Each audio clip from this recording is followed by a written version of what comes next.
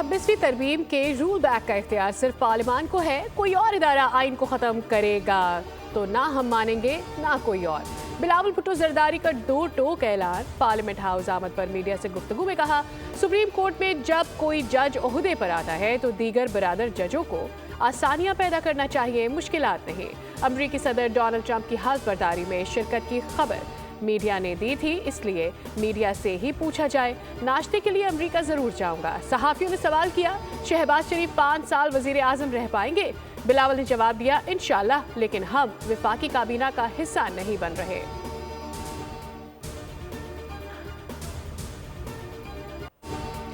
PTI मुज़ाकरात खत्म करने के ऐलान पर नजरे सानी को तैयार है। बैरिस्टर गौहर कहते हैं, हम दोबारा गौर कर लेते हैं, लेकिन हुकूमत कमीशन का ऐलान करे। कमीशन के ऐलान के लिए 7 रोज बहुत थे। हम खुले दिल के साथ मुज़ाकरात में बैठे थे। गुज़श्ता रोज बैरिस्टर ने कहा था कि बानी ने कमीशन न बनाने पर मुज़ाकरात खत्म करने का ऐलान किया था।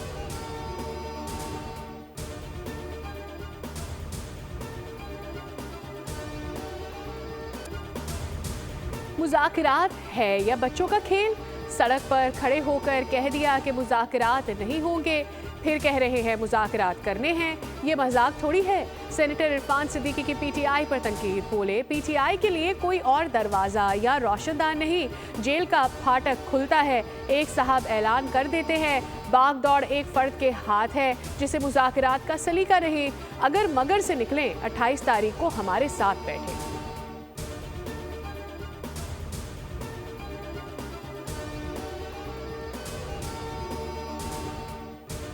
स्पीकर कौमी असम्बली अयाज सादिक ने मुज़ाकराती कमेटी का इजलास तलब कर लिया। तहरीक इंसाफ को इजलास में शिरकत की दावत। मुज़ाकराती कमेटी का इजलास 28 जनवरी को होगा।